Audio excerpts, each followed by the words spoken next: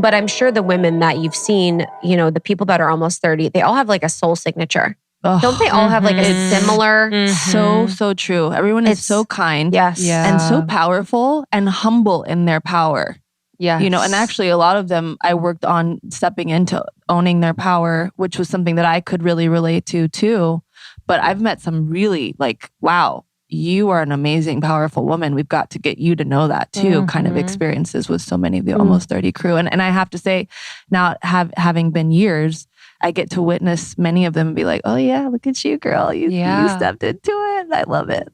Yeah, it's really beautiful. I think a lot of them, I mean, I feel like a lot of them too have been not only following you, but now with your trainings, and we can go into that later. But I want to talk about like owning being a healer. What work have you had to do to kind of unblock whatever was blocking you in that? Oh my gosh. Well, I think I still have times where I have to do that.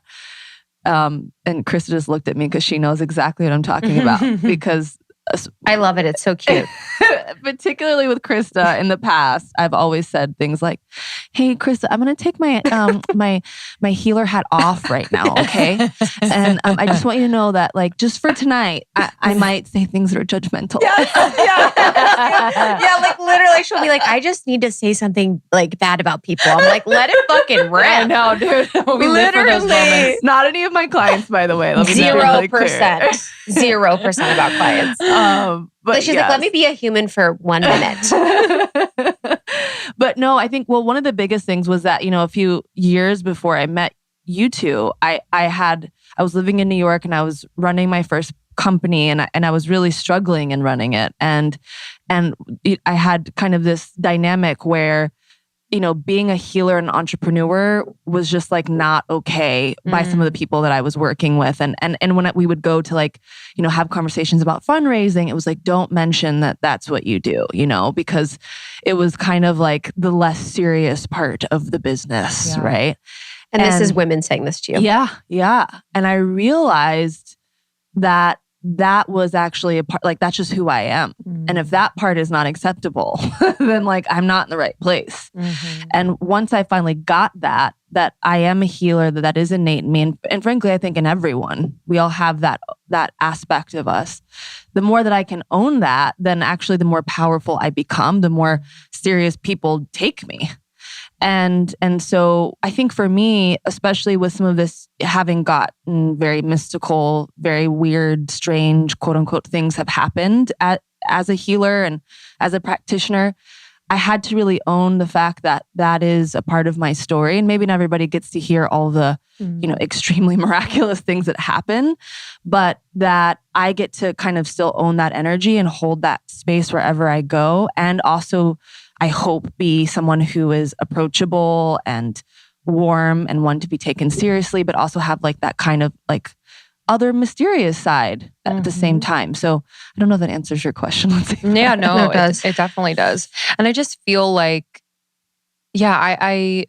I relate just like even stepping into podcasting and just, you know, I spent so much time kind of looking outside of me, and I'm sure you've maybe looked to other people to show you how to be in this healing space. And really like it there's just so much dissonance there because obviously you are not them, they are not you. And it's once I shifted to like be what you like to be what I am looking for, because what I was looking for was never what other people were doing really, because it was coming from me specifically. So it's like it's kind of shifting that. I don't know if that's kind of like faking it till you make it energy, but like I just really felt like, okay, I need to be what I'm looking for. Like kind of shift that energy from outward to more of like an 100. Inward and embodiment. 100%. Because I definitely, especially in the beginning of kind of making this shift, I wasn't seeing really anybody who looked like me, especially.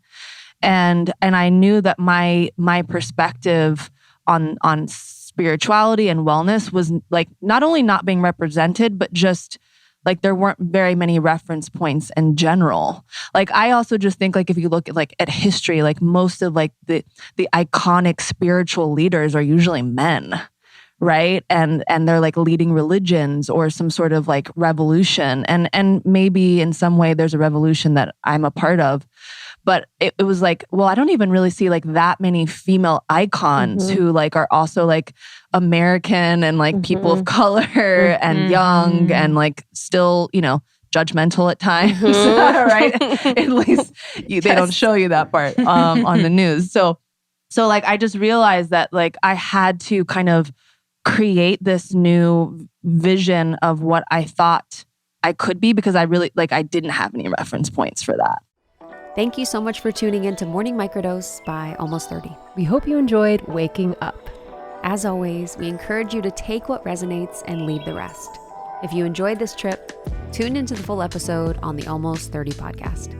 All episode information can be found in the show notes. Make sure to subscribe, and if this becomes a part of your morning routine, be sure to share it with a friend.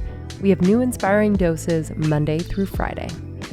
Follow us on Instagram at Morning Microdose, and follow Almost 30 at Almost 30 Podcast. Thanks for listening. We'll see you in the vortex.